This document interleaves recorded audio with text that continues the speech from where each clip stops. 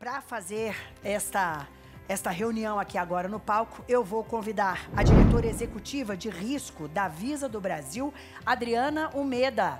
Por favor, Adriana, bem-vinda. A vice-presidente jurídica da Mastercard, Tamara Adler. Bem-vinda, Tamara. O diretor de Riscos, Compliance, Segurança e Ouvidoria da Elo, Robson Amodio. Amodio, eu falei Amodio, que a gente fez a brincadeira do italiano. E a moderação fica novamente com o vice-presidente executivo da ABEX, Ricardo de Barros Vieira. Bem-vindo, Ricardo. Obrigada, bom painel. Eu prometo que é o último, viu? Eu prometo que no próximo vamos ter aqui o Gustavo, muito melhor para fazer isso, né? Vamos lá. Eu vou contar uma pequena história de 30 segundos para vocês. Bem antes da consulta pública do Banco Central, a indústria já vinha preocupada com essa questão de estudar a relação de riscos e garantias em todo o ecossistema. Então, isso nasceu de uma discussão colocada pelas bandeiras no Conselho de Administração da ABEX, e o Conselho aprovou, e vocês tiveram o suporte da Bain, né, não foi a Bain Company, os ajudou durante o período para a construção do modelo das discussões. Então, aqui nós temos os representantes, o Robson coordenou todo esse trabalho, um ano, né, de trabalho. A gente começou em dezembro de 23. Olha só. Bem antes do edital de consulta pública, a gente já vinha conversando sobre isso mesmo. Então, durante todo esse processo, então, antes de começar, eu queria, mais uma vez, reconhecer e agradecer o esforço de todos que participaram dessa discussão, que continua acontecendo, mas ela já ocorreu, inclusive, uma apresentação ao Banco Central, já foi feito todo um processo. Então, é um tema importante, é importante para a indústria, isso é custo, isso é garantia. Então, em vez de uma apresentação, né, a gente vamos direto a perguntas, e vamos fazer o seguinte, eu faço uma pergunta para uma pessoa e todo mundo fica livre para fazer os comentários. Eles sabem que eu já avacalho a dinâmica, então não vai ter problema, não, né? Então, vamos lá. Vocês podem continuar fazendo perguntas, hein?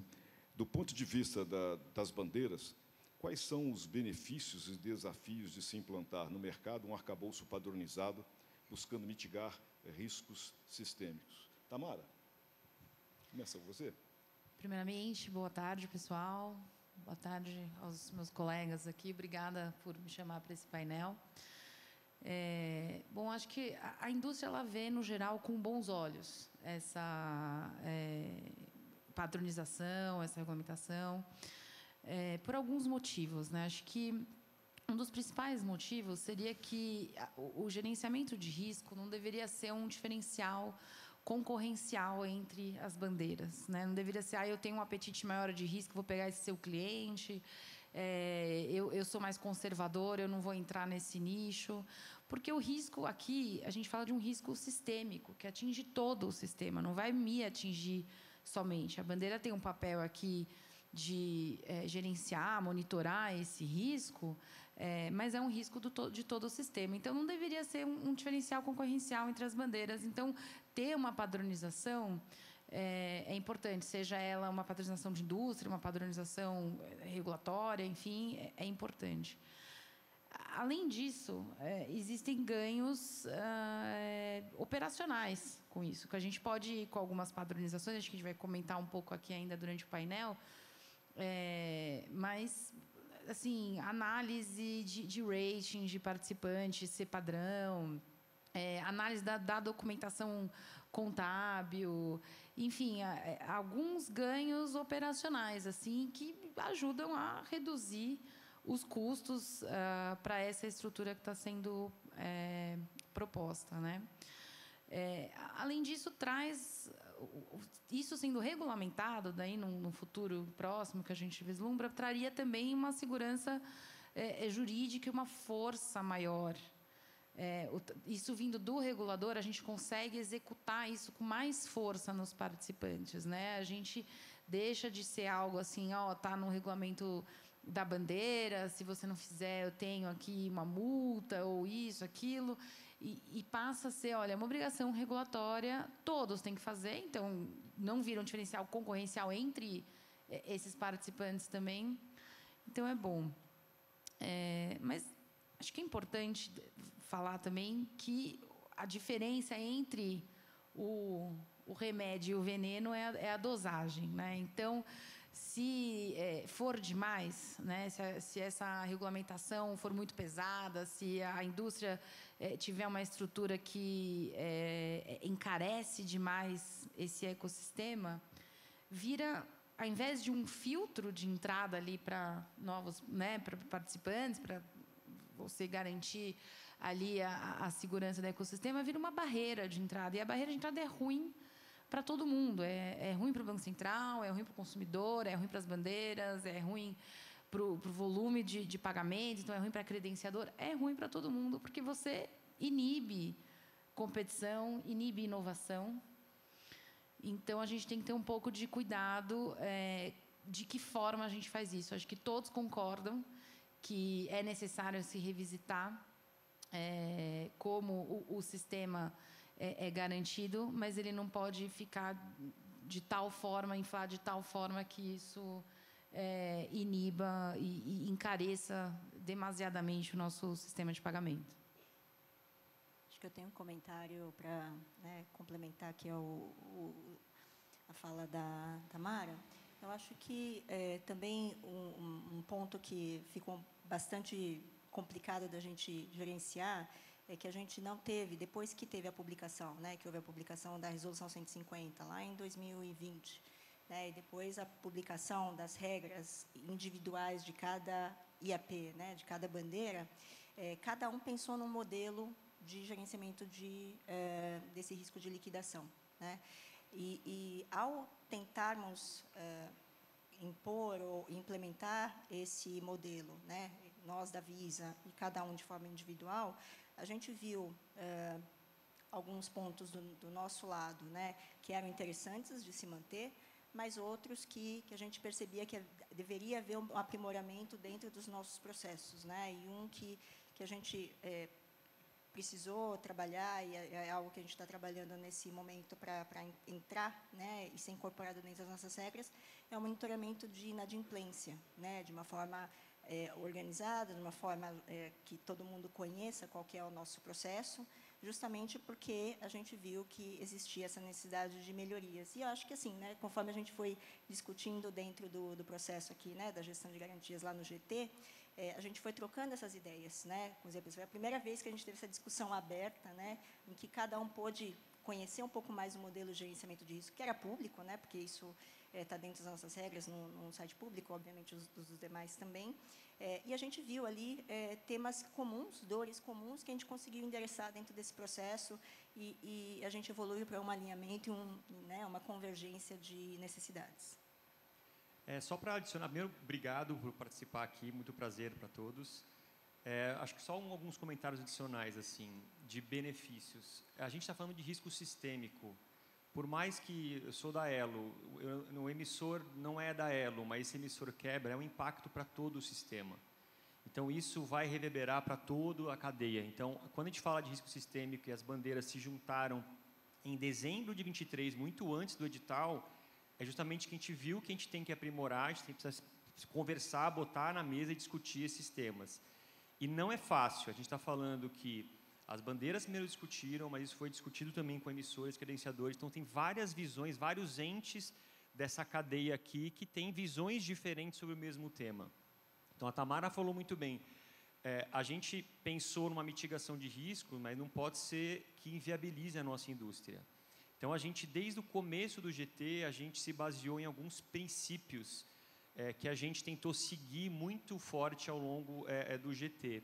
Primeiro, alguns ela já comentou, de que garantia não pode ser fator competitivo.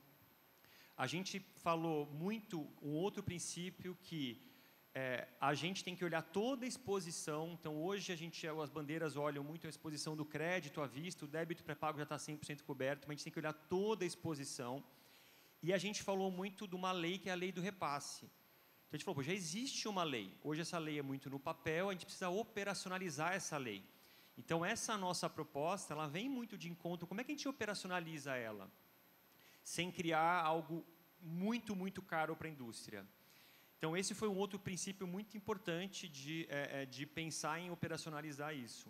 Um outro princípio também muito importante, que foi muito discutido, é tentar criar mecanismos que não gerem um risco moral. O que a gente está falando com risco moral? A gente tentou criar um modelo que atribua deveres para quem gera mais risco. Então, quem gera mais risco para a indústria, teoricamente, vai pagar uma conta maior. Então, não seria o oposto. O risco moral seria o oposto. Então, o grande paga pelo pequeno, então, quem gera mais risco, paga mais pelo risco que está gerando. Então, a Adriana falou aqui muito de inadimplência das carteiras. A gente está olhando muito em inadimplência. A inadimplência, de fato, a gente vai explorar um pouco aqui, é muito importante aqui. E um último premissa ou princípio nem tudo foi consenso. A gente está 1 ano nessa discussão, a gente não acabou, a gente está discutindo, a gente teve reuniões semanais e nem tudo foi consenso. Então, o que não foi consenso não é só entre as bandeiras. Credenciadores e emissores foram escutados, foi discutido na diretoria da BEX. Então, o que teve consenso foi na proposta que foi apresentada do Banco Central. O que não teve consenso não foi. Teve muita coisa que teve consenso. Então, a gente falou, essa proposta está bem robusta. Não é a gente tem pouco tempo para falar, mas não é uma proposta superficial. Então, a gente está indo em todos os detalhes possíveis para trazer algo bem robusto. Eu sou testemunha disso, porque não houve consenso, e eu acho que menos de 10% não houve consenso, não foi incorporada a proposta. E o estudo está completo, chega-se a estimar os volumes de garantias que seriam exigidos de participantes hipotéticos. Bom, o Robson, aproveitando que você terminou, vou fazer uma pergunta para você. A proposta da BEX sugere que todos os participantes sejam avaliados por agências de classificação de risco. Como essa avaliação seria conduzida e de que forma os resultados influenciarão as exigências de garantias para cada participante? Legal. Acho que eu vou dar um passo para trás para contextualizar todo mundo. Assim, o que a gente tem hoje? Tá? Hoje a gente tem emissores, credenciadores, alguns já têm rating público, porém vários não têm. Hoje, cada bandeira, nos seus times de risco, times de crédito, fazem essa avaliação de rating.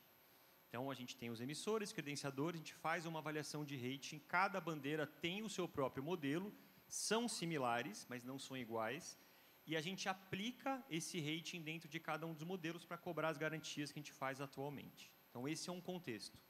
E o que acontece? A gente tem emissores que operam com mais de uma bandeira e a gente tem credenciadores que operam com todas as bandeiras. Então, o que acontece na prática hoje? A gente pode ter vários casos que a bandeira A coloca um rating, a bandeira B define um outro rating. E quando a gente fala de rating, para mim é o princípio de tudo isso.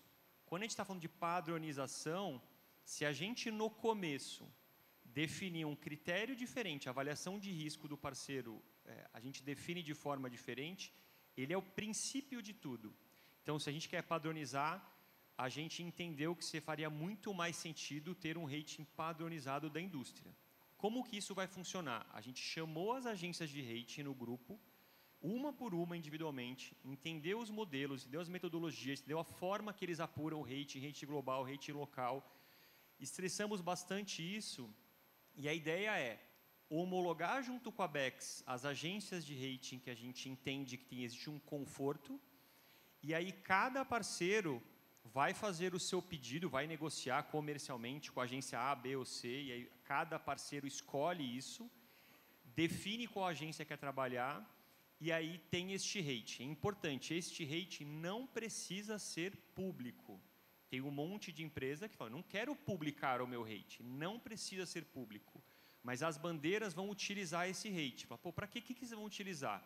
Então, assim, o rating ele vai dar um direcionamento de quais instrumentos, se vão ser mais ou menos instrumentos ou mecanismos de risco, para cada um dos parceiros, e a gente vai usar isso também dentro do modelo. Então, a gente vai falar um pouco mais, talvez, aqui das garantias. A gente falou de inadimplência. Para calcular, por exemplo, o estresse de inadimplência, a ideia é usar este rating. Parceiros com rating pior vão ter um estresse de inadimplência um pouco maior. Por quê? Porque a inadimplência, a gente vai falar, ela é algo que vai ficar na indústria no momento de uma quebra de um parceiro. Então, a gente discutiu bastante isso. Então, essa aqui vai ser a ideia. Rating padronizado, as bandeiras vão beber da mesma fonte, não precisa ser público, e a gente vai usar este rating para colocar nos modelos. Então, se tem um emissor A que opera com múltiplas bandeiras, a gente está partindo do mesmo princípio. A gente não está partindo de princípios diferentes, que aí a gente vai chegar em caminhos diferentes. E isso, acho que vai um pouco do que eu falei, dessa padronização, o quanto isso é importante para os emissores, para os participantes, porque que trabalham com as diferentes bandeiras, a economia operacional que eles têm com isso e a segurança que eles têm de alguns critérios serem objetivos e transparentes, porque eles sabem o que eles precisam alcançar, eles sabem onde eles precisam chegar, que tipo de documentação eles precisam fornecer, fica muito mais organizado e, de novo, volto ao meu comentário de não ter essa diferencial concorrencial entre as bandeiras. Como o Robson trouxe, começa no rating, começa na documentação que é solicitada, começa ali que é o princípio de tudo. Então, esse é um passo muito importante para ter nessa proposta. Traz transparência para o processo também, né?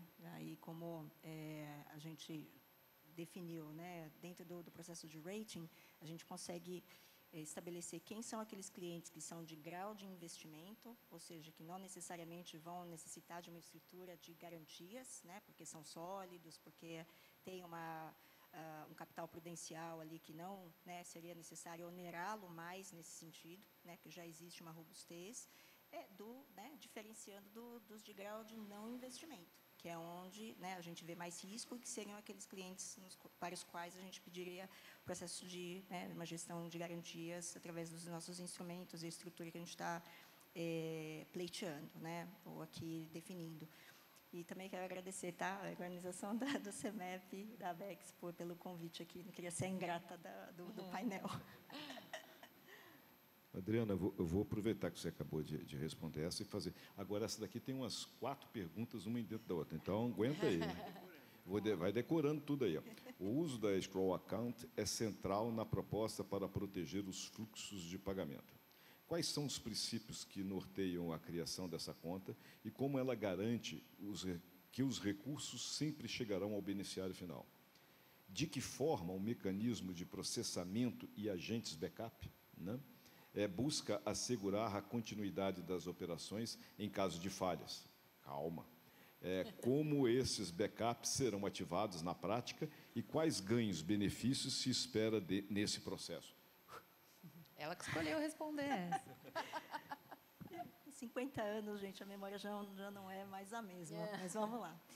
Bom, acho que pegando carona aqui do que eu tinha falado, né, da separação ali. Então, primeiro a gente atribui aqui um rating de indústria, né, aí a gente separa lá o joio do trigo, né. Vamos pensar que a gente vai montar uma estrutura de garantias para os clientes que são, né, considerados de grau de não investimento. E, nesse momento, a gente vai precisar implementar essa estrutura de mitigação de risco de liquidação e de crédito.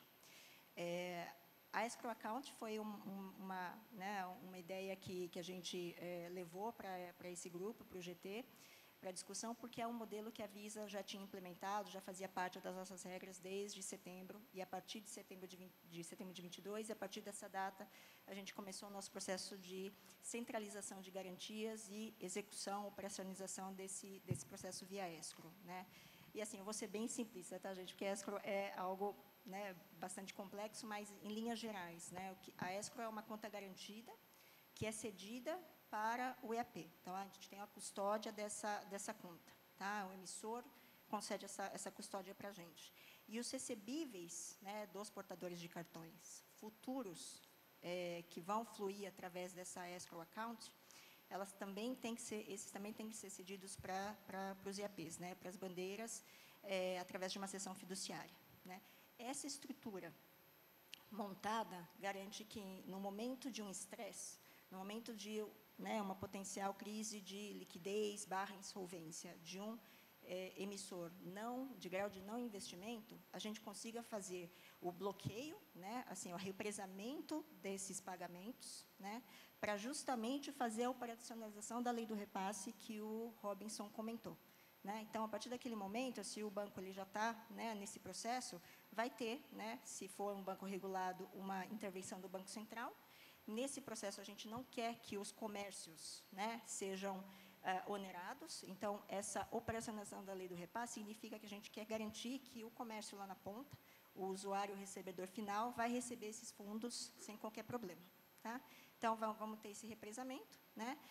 E se a gente perceber que os recebíveis podem não ser suficientes, porque no momento de estresse é natural que haja um acirramento ali do índice de inadimplência, a gente também vai lançar mão de garantias individuais para cobrir esse momento e talvez ter um fator de estresse ali baseado no que a gente observar do processo de inadimplência. Como que a gente quer garantir que esse fluxo, no momento que a gente para ali, a gente começa a represar, e o banco ele se torna inoperante perante o Banco Central, continue fluindo esses recebíveis, através da processadora backup. Então, a gente tem esse modelo justamente para que haja uma continuidade da reconciliação de pagamentos, haja uma continuidade do envio da fatura para o portador, e esse portador continue realizando os pagamentos. E que aí a gente consegue garantir que pelo menos parte dos clientes que são adimplentes, então, vão continuar pagando e vão continuar irrigando a escrow account para a gente garantir o pagamento ali na ponta. A lei do repasse já existe assim, desde a MP lá da pandemia. Então, o fato da lei existir e o fato da lei ser cumprida é um grande abismo. E é isso que a gente está tentando com essa operacionalização da lei do repasse, de assegurar que o recurso que sai do portador do cartão e que paga ali a fatura do cartão do emissor, esse recurso chegue no emissor e chegue, enfim, até o estabelecimento comercial credenciador e até o beneficiário final. E tem ainda um passo antes disso, quando a gente fala que o próprio recebível, antes dele cair na escrow, esse recebível também tem uma seção fiduciária para as bandeiras. Então, a gente evita também que esse emissor, por exemplo, faça uma antecipação desses recebíveis com FDIC, ou faça alguma coisa que esse recurso desse recebível não chegue nem a pingar naquela escrow. Então, a gente realmente está numa proposta onde todo o fluxo do recurso ele está, assim, entre aspas, garantido para que chegue no beneficiário final. Assim, de forma bem prática, a gente pensa que a gente está montando uma estrutura, fazer um depara de continuidade de negócios. Assim. A gente pensou, a gente precisa montar uma estrutura que esteja operante no D0, não no dia que dá um problema, porque quando der um problema, vai todo mundo sair correndo e cadê o dinheiro, o que a gente faz, como é que a gente aciona. Então, primeiro, a gente falou, a gente precisa blindar o dinheiro do portador é para pagar o estabelecimento. Como é que a gente blinda esse dinheiro? Seria simplista falar, não, tá bom, vou exigir garantia para todo o fluxo. Estamos falando aqui de bilhões, trilhões, porque a partir do momento que um portador fez uma compra parcelada, R$10.000 para um portador, estamos falando de R$10.000, que é o risco de um portador. Então, a gente precisa, como é que a gente blinda esse dinheiro sem precisar pedir um caminhão de garantias? A gente vai falar de garantias daqui a pouco também. Mas a escrow ela é um principal instrumento dessa nossa proposta. A gente está blindando isso. E aí, esses agentes backups foi porque a gente está explorando no mínimo detalhe. A gente precisa ter agentes backups operando no D0 para que emissor quebrou, credenciador quebrou, virar a chave e seguir. Não dá para parar, o que vamos fazer agora? Aconteceu um incêndio, por que a gente... Não, você tem que... Continuidade de negócios, você precisa fazer os testes, você precisa ter isso operando praticamente. Não adianta, aconteceu um incidente, agora parem as máquinas, o que a gente faz? Não, pega o manual, vamos ler. Não funciona isso. Então, quanto antes você atua, quanto antes você tem preventivamente uma estrutura construída, melhor isso já vai fluir, isso vai acontecer de forma contínua, não tem interrupção. Porque a gente está falando que são os próximos elos das cadeias que vão sofrer. Então, e aí é sempre preocupado no estabelecimento comercial. Ele tem que receber. Para ele receber, o credenciador tem que receber. Para o credenciador receber, o sub também tem que receber. Quando tem o sub no meio. Então, todo mundo precisa receber. Então, essa proposta tem que estar muito fechada e muito azeitada. Eu acho que o ganho principal é que ela reduz custo, né? Que você vai da exigência de garantias para os emissores, né? Você blinda os recursos, a necessidade de reporte de garantias é menor. Bom, agora vamos fazer uma segunda rodada. Eu vou começar pela Adriana. Prometo tentar fazer uma pergunta menor. A exigência de garantias individuais é uma medida para mitigar o risco entre emissores e credenciadoras.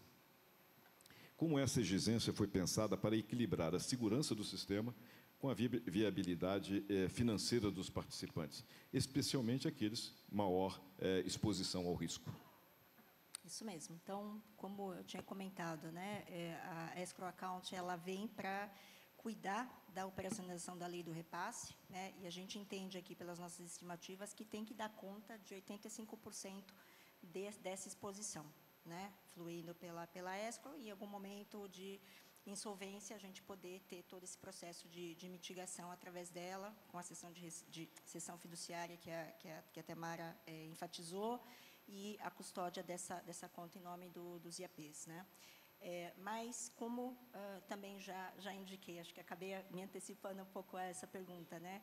Que no momento desse processo de insolvência, né, existe também um acirramento, né, um aumento desse índice de inadimplência que é natural, né? Os portadores vão começar a olhar na mídia, né, escutar, está quebrando emissor tal, né? Muitos, e até a gente não sei se tem uma pessoa que até pode comentar desse caso, a gente recebeu pessoas na própria Visa, no momento de uma quebra de um banco, lá atrás, né, muitos anos atrás, perguntando, uma portadora de cartão perguntando se realmente ela precisava pagar a fatura dela, porque já que o banco está quebrando, acho que ela não precisa mais, né? Na verdade, né, tivemos que enfatizar, sim, precisa, você tem esse compromisso, né? Então, enfim.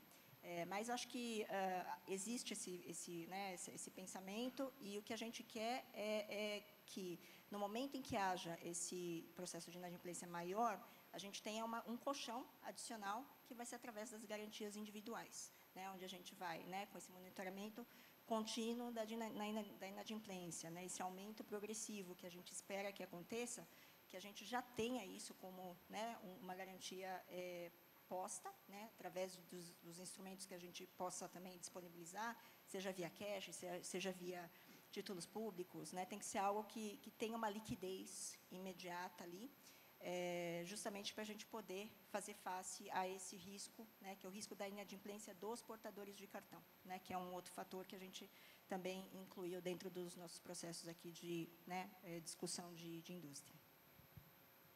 Assim, tentando trazer um exemplo prático, supondo que emissor A precisa pagar R$1 bilhão para o credenciador. Ele tem 10% de inadimplência. O que a gente está falando? 900 milhões vão vir via escrow, e aí, em condições já normais, atuais de inadimplência dele, 100 milhões ele teria que ter de garantia.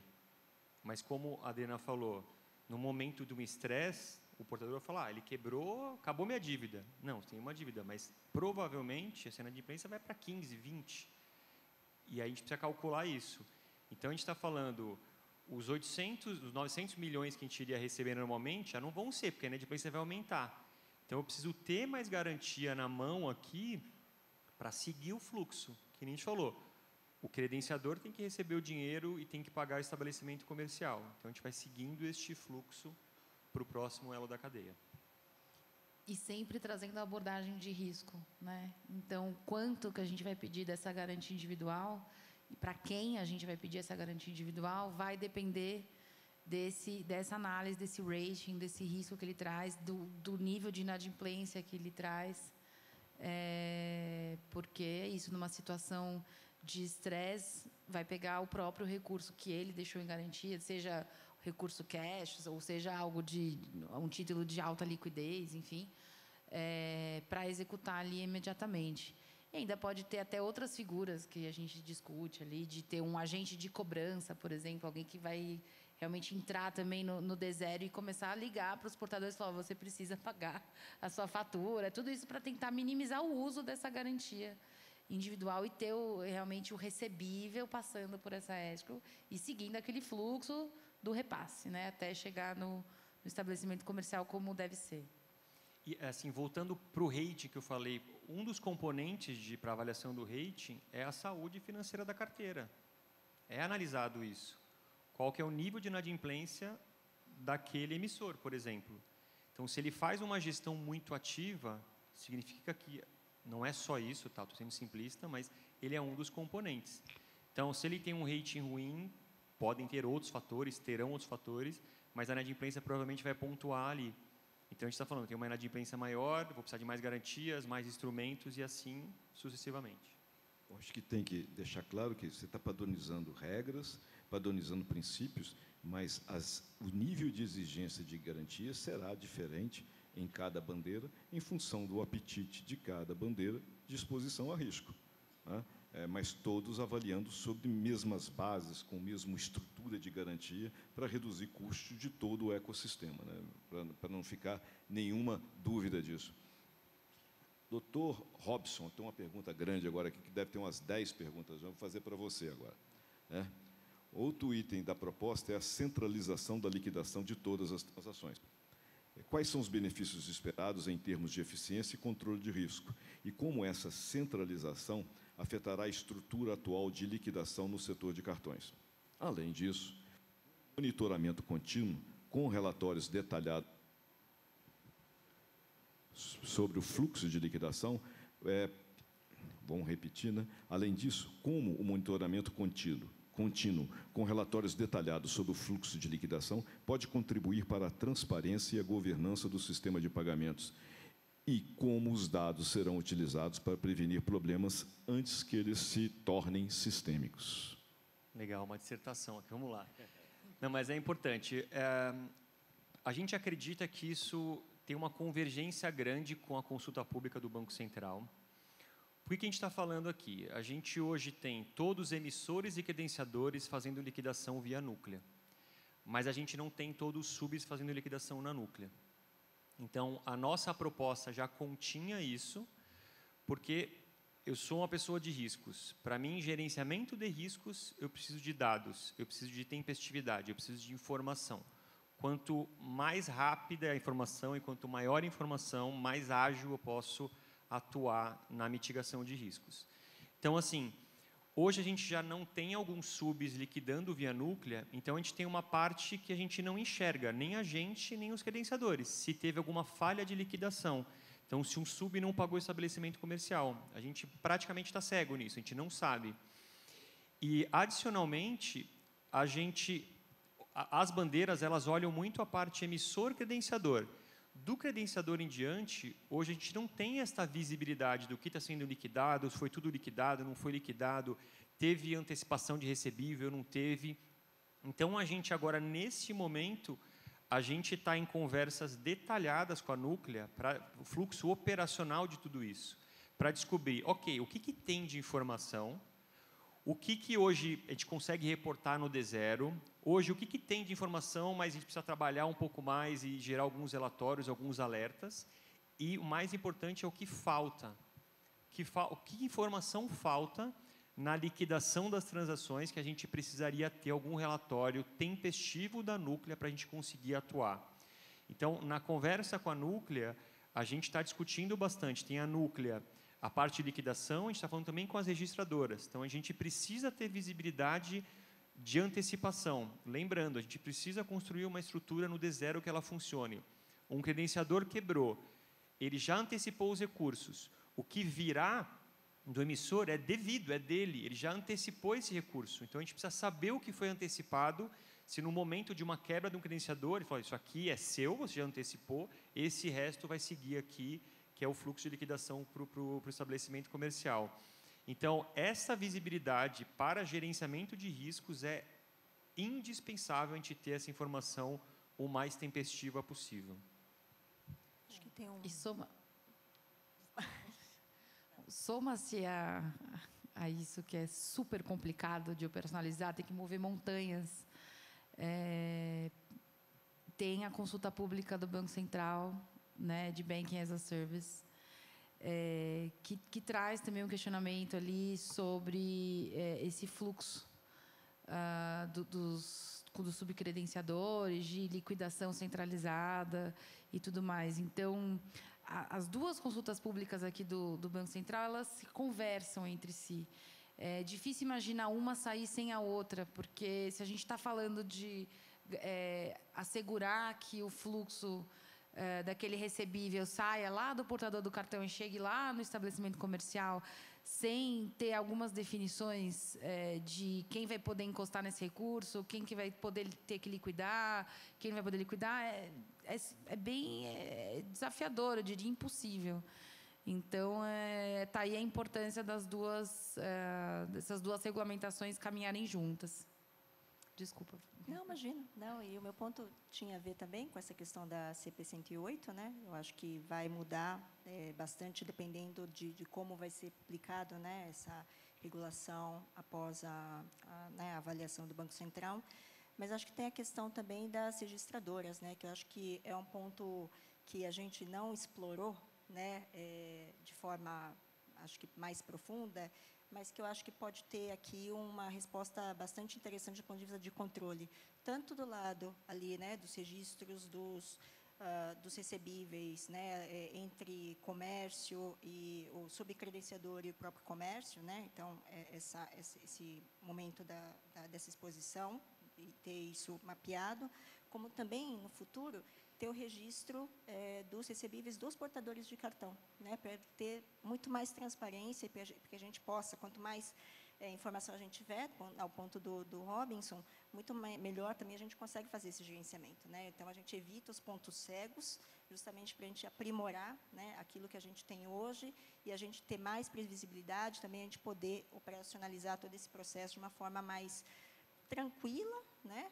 Não, tranquila talvez não seja a palavra, né? Mas mais eficientemente do que a gente consegue hoje, porque a gente não tem toda essa visibilidade da cadeia no momento. Bom, várias perguntas do auditório já foram, na minha visão, estão sendo respondidas ao longo disso, mas ainda tem algumas aqui que a gente precisa avançar. A proposta, para você, Tamara, por favor. A proposta sugere a redução do prazo de chargeback para minimizar riscos em transações de entrega diferida. Como essa questão pode ajudar a reduzir a exposição sistêmica a esses tipos de transações? Esse, aliás, foi uma maldade cair essa pergunta para você, mas, por favor. Claro. Bom, como você já adiantou, um item polêmico, né?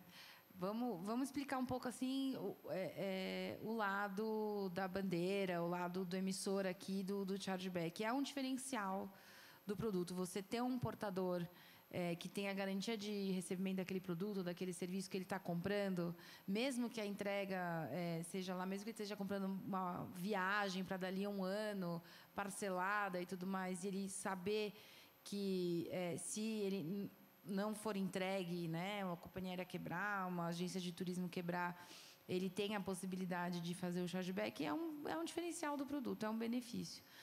Por outro lado, tem as credenciadoras que argumentam também que o risco daquele estabelecimento comercial ser passado totalmente para eles, um período muito aberto, muito amplo, eles não têm nem como dimensionar, nem como calcular aquele risco, né, de ficar 2 anos, às vezes 3, até quase 3 anos, enfim, 2 anos, quer dizer, aquele risco em aberto, não tem como calcular com aquele estabelecimento comercial.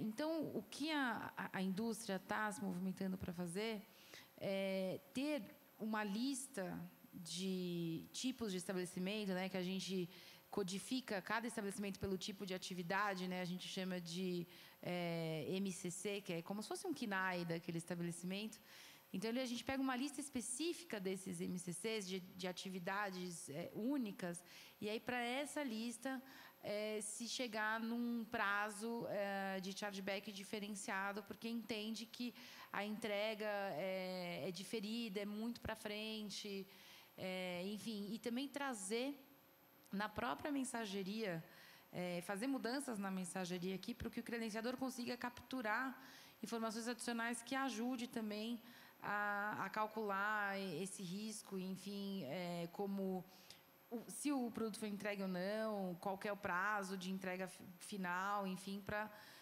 se ter lá qual que poderia ser um prazo reduzido do chargeback, né, para se assegurar ainda que o portador tenha esse benefício do produto, mas também que esse risco não fique aberto aí indefinidamente. Acho que outro ponto que a gente pensou aqui como grupo é melhorar também o processo de monitoramento, né, através de a inclusão de uma informação que hoje não trafega nas mensagens, nem de autorização, nem de liquidação, que seria a data futura, né, dessa entrega do produto ou do serviço. Né, com isso, a gente também pretende, né, tanto do ponto de vista nosso aqui, né, de bandeiras, né, melhorar o nosso monitoramento desse fenômeno, né, ou até dimensionar qual que é esse risco, né, que é um risco bastante difícil de ser calculado, né, justamente porque a gente não tem essa informação de forma plena dentro dos nossos sistemas. E do lado do credenciador muito mais, né, porque justamente são os credenciadores que trazem, né, os comércios para o ecossistema. Né? Então, dentro do job description do credenciador, existe também a prerrogativa de fazer o gerenciamento de risco e o acompanhamento da saúde financeira desse comércio. Né? O que a gente não quer também criar aqui, né, é algo, vamos imaginar, assim, também um aumento de risco moral, justamente porque, a partir de determinada data, né, não vai existir uma responsabilidade do credenciador. Não, o que a gente quer é melhorar esse processo, né, então, trabalhar numa redução desse prazo, né, e acho que a gente tem esse consenso, e também melhorar essa questão das informações que fluem para que eles possam também fazer o monitoramento, precificação e assim por diante. Eu vou fazer uma perguntinha aqui. Várias perguntas já foram respondidas, né? Tem algumas que não têm resposta, né? Como estão as discussões e o próximo passo para implantar, eu não vou fazer essa para vocês, porque estamos aguardando a regulação e discutindo, continuando os estudos internos, aperfeiçoamento da proposta, aprofundamento, e aguardando as definições do regulador, né? Mas tem algumas aqui que talvez vale a pena o destaque, né? A Daniela pergunta como vocês enxergam o risco dos subcredenciadores e como isso está sendo tratado, pensado no GT. Assim, a Tamara comentou, a gente está acompanhando primeiro muito de perto o edital de consulta pública 108, que fala muito disso, do sub, mas num primeiro momento, antes disso, a gente estava tratando os mecanismos do sub praticamente iguais aos mecanismos do credenciador. Então, a gente falou de escrow do lado do emissor, terá também a escrow do lado do credenciador e do sub, porque é a mesma coisa, o emissor quebrou, o dinheiro vai fluir, o credenciador quebrou, o dinheiro estará lá, a gente precisa seguir para o próximo elo da cadeia, o sub também. Então, o sub a gente falou da liquidação centralizada. Então, a ideia é tentar padronizar muito parecido com o que o credenciador. O credenciador ele liquida na núclea, o sub liquidaria na núclea também. Escrow account, também tem escrow account para o sub. Então, hoje, a gente tem pouca visibilidade do sub. A ideia é ter mais visibilidade porque, claramente, o Banco Central ele quer que os IAPs, ou as bandeiras, olhem o fluxo do dinheiro até o estabelecimento comercial. Eu acho que tem esse ponto, né, acima do radar e abaixo do radar, né? Então, como existe na regulação essa questão do abaixo do radar e abaixo do radar, o subcredenciador ele não é obrigado, né, a fazer a liquidação na núclea. É nesse ponto que a gente quer chegar. Então, independente do que acontecer em relação à consulta pública 108, se assim continuar, a gente vai precisar, né, ter informação em relação, né, ao que está debaixo do radar hoje, justamente para a gente conseguir fazer o monitoramento correto, né, dimensionar o risco desse subcredenciador e, em alguma instância, mitigar, seja através do credenciador, seja através de alguma regulação interna que cada IAP tenha que implementar para justamente cobrir esse gap. Bom, eu vou pedir desculpa ao Gabriel, à Juliana, à Daniela, por não colocar as perguntas, nós estamos com o prazo esgotando, mas eu prometo que nós vamos preservar da identidade.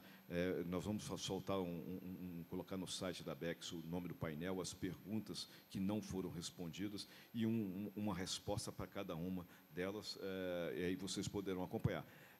Por favor, eu gostaria de passar para vocês dar um recado final, uma mensagem final, vamos começar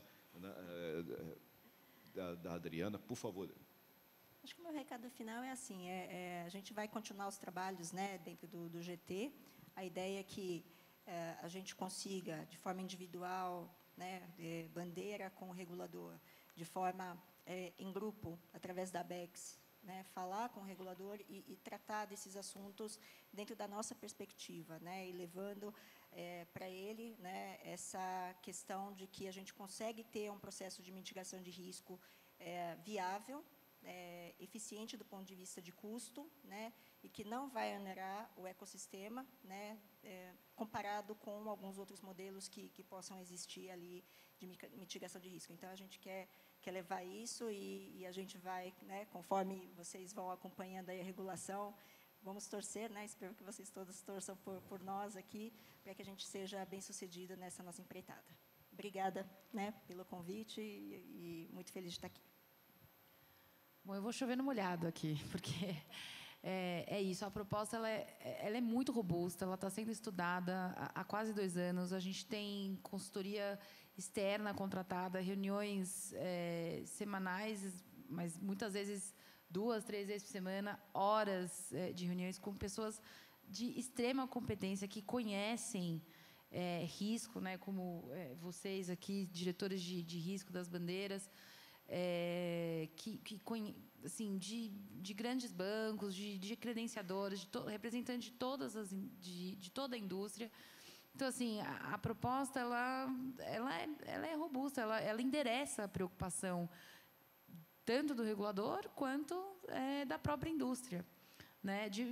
Repetindo aqui de novo, numa abordagem de risco, tratando quem tem maior risco de uma forma, quem tem menor risco de outra forma, mas assim assegurando que o ecossistema se mantenha sólido, que é o interesse, enfim, de todos os players aqui. Assim, primeiro eu queria agradecer, nós 3 estamos aqui falando, mas muita gente participou, a Max participou também ativamente desse grupo de trabalho, muita gente participou. E acho que só continuando as falas aqui, a gente procurou ser muito diligente nessa proposta. A gente não quer fazer uma proposta simplista, com custo altíssimo para a indústria, algo impossível de operacionalizar. É por isso que a gente demorou tanto tempo para chegar nessa proposta. A gente olhou todos os detalhes, a gente sabe o que a gente ainda não aprimorou, a gente está aprimorando, então a gente botou tudo no papel para ser muito diligente. Seria muito fácil vir com uma proposta simplista, com custo altíssimo, operacional para a gente é ser tranquilo, cobra de todo mundo aqui, estamos aqui tranquilo, mas a gente sabe que isso é inviável para a indústria. Então, a diligência foi muito grande, a gente discutir, não, peraí, a gente tem que botar no lado de todo mundo, está no meio de todo mundo aqui. A gente não pode ser, vou cobrar a garantia e tudo bem. Então, acho que essa é uma palavra importante que a gente está há semanas e meses, mais de ano, discutindo essa proposta. Bom, eu entendo e quero que reconhecer o trabalho. A preocupação com o custo foi permanente, né? Porque temos concorrentes. Então, a nossa indústria tem que ficar mais barata, mais leve, né? A competição é importante. E eu também quero fazer minhas palavras do Robson, agradecer muitíssimo o esforço das dezenas de pessoas, das centenas de milhares de horas trabalhadas ao longo desse período para a construção de uma proposta que, quando apresentada ao Banco Central, foi muito bem recebida pelo Banco Central, diga-se de passagem. Eles ficaram... eu não digo surpresos, mas gostaram da profundidade e da amarração que a proposta tinha. A gente tem que aguardar o regulador.